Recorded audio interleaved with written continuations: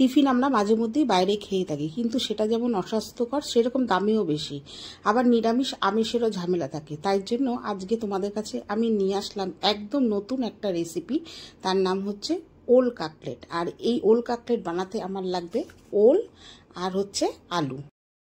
এটা এখন বাজারে প্রায় পাওয়াই যাচ্ছে না, এখন তো ঠিকঠাক গরম পড়েনি, গরম পড়লে পাওয়া যাবে।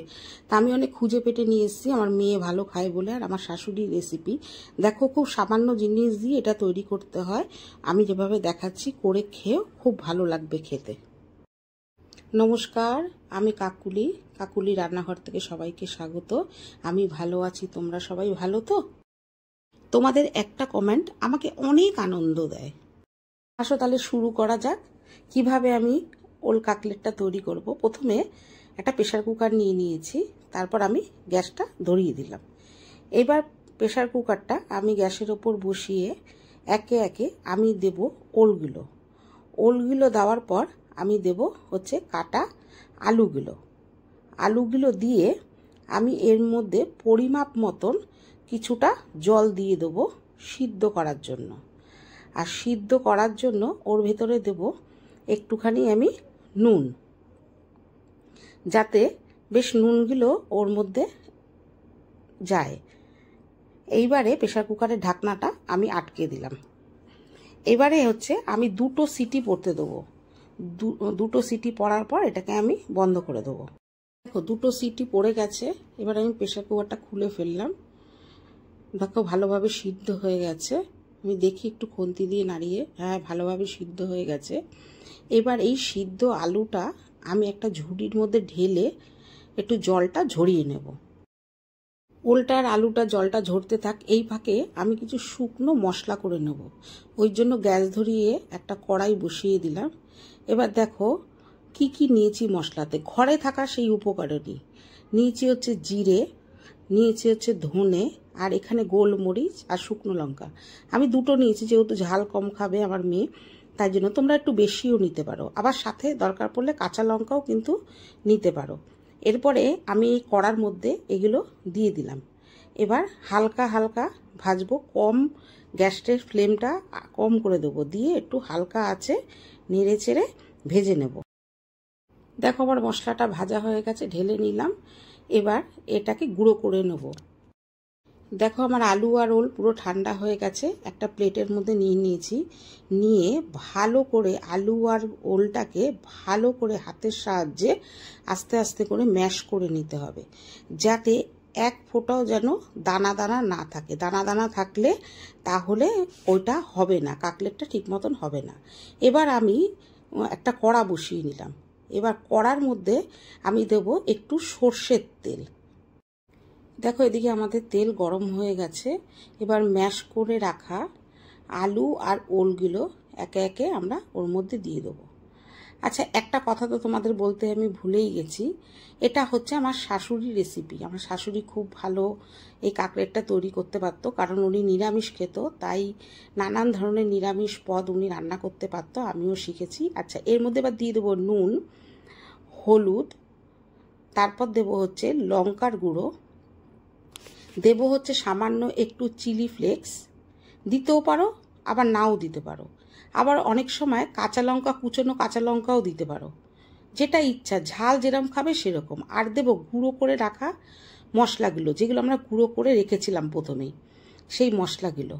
এইবার এই মশলাগুলো দেওয়ার পর ভালো করে এটাকে, যেরকম আমরা আলু ভাতে মাখি কড়াইতে দিয়ে আলুর চোখা করি, ঠিক ওই রকমভাবে এটাকে নাড়াতে হবে। নাড়িয়ে একদম টানিয়ে নিতে হবে, যেন কড়ার থেকে একদম উঠে আসে। এই পর্যায়ে এটাকে একটু সময় নিয়ে নাড়িয়ে চাড়িয়ে এটাকে করতে হবে। দেখো এবার এটা আমার হয়ে গেছে। দেখো একদম কড়ার থেকে উঠে আসছে, একটুও লেগে যাচ্ছে না, দেখতে পেয়েছো? ঠিক এই পর্যায়ে জিনিসটা করতে হবে। এবার হয়ে গেলে এবার একটা প্লেটের মধ্যে এটাকে তুলে নিয়ে ঠান্ডা করে নিতে হবে। ঠান্ডা না করলে এটা করা যাবে না। দেখো এটা এখন ঠান্ডা হয়ে গেছে। এবার হাতে একটু তেল মাখিয়ে নেব। তেল মাখিয়ে কিছুটা, খুব বেশিও না আবার খুব কমও না, এটা নিয়ে হাতে এরকম গোল করে এরকমভাবে নিতে হবে, পাকিয়ে পাকিয়ে নিয়ে এবার এটা কাটলেটের শেপ দিতে হবে। আচ্ছা, চওড়া কোনো জিনিস নিয়ে যদি তোমরা করতে পারো সাইডগুলো ঠিক করার জন্য, সেটাও করতে পারো। আমি এখানে একটা ছুরি নিয়েছি, ছুরির সাহায্যে শেপটা দিচ্ছি। এবার ওই ছুরির সাহায্যে নিচ থেকে তুলে এটা প্রথমে আমি ময়দায় কোট করব। দেখো ময়দায় ভালো করে আমি মাখিয়ে নিচ্ছি। এবার ময়দায় নিয়ে এটা দেব হচ্ছে আমি কর্নফ্লাওয়ারের মধ্যে। কর্নফ্লাওয়ার থেকে আবার আমি ময়দার মধ্যে কোট করে নিলাম। আমি দুবার কোট করে নিয়েছি, কেউ চাইলে একবারও কোট করতে পারো। তারপরে আমি দিলাম হচ্ছে ব্রেড গামসের উপরে। এবার ব্রেড গামস দিয়ে ভালো করে এটাকে চারিদিকে এপার ওপার ভালো করে এটাকে মাখিয়ে নিলাম। দেখেছো, এরকম চেপে চেপে চেপে চেপে মাখাবে, তাহলে আর খুলবে না। এই দেখো আমার একটা হয়ে গেছে। দেখো আরও একটা করে দেখাই তোমাদের। প্রথমে তেল হাতের মধ্যে মাখিয়ে কিছুটা নিয়ে এরকমভাবে গোল করে হাতের সাহায্যে নিতে হবে। নিয়ে একটা জায়গার মধ্যে রেখে কাটলেটের আকার দিতে হবে। আকার দেওয়ার পর একটা চওড়া কিছু নিয়ে সাইডগুলো একটু শেপ দিয়ে নিতে হবে। শেপ দিয়ে নিয়ে তখন কি করতে হবে, নিচ থেকে এটা তুলে নিতে হবে। তুলে নিলে তাহলে হাত দিয়ে তুললে ভেঙে যাবে। এটা তুলে নিয়ে প্রথমে ময়দার মধ্যে দেব, দিয়ে একটা কোট করে নেব। কোট করে নিয়ে এটাকে দেব হচ্ছে কর্নফ্লাওয়ারের মধ্যে। কর্নফ্লাওয়ারের মধ্যে দিয়ে এটা দেব হচ্ছে ব্রেড গামসের মধ্যে। ব্রেড গামসের মধ্যে দিয়ে দেখো ভালো করে এটাকে মাখিয়ে নিতে হবে। মাখালে তাহলে আর খুলবে না। এই দেখো আর একটা আমার হয়ে গেল। দেখো একে একে সব কটাই আমি করে নিয়েছি। এবার কড়াইতে তেল দিয়ে এগুলোকে আমি ভালো করে ভাজবো। এরপরে আমি গ্যাসটা ধরিয়ে দেবো। ধরিয়ে কড়াইটা আমি গরম হতে বসিয়ে দেবো। দেওয়ার পর এর মধ্যে আমি দিয়ে দেবো কিছুটা সাদা তেল। একটু বেশি করে দিতে হবে, কারণ এটা ডুবো তেলে পুরো ভাজা হবে। আর তেলটা ভালো করে গরম করে নিতে হবে। দেখো আবার তেলটা গরম হয়ে গেছে। এইবারে আমি একটা একটা করে এই তেলের মধ্যে কাটলেটগুলো ছেড়ে দেবো। একসাথে আমি এখানে 3টে কাটলেট দিচ্ছি। কড়াটা আমার বড় আছে, তেলও অনেক বেশি দিয়েছি। তোমরা চাইলে দুটো দুটো করেও ভাজতে পারো।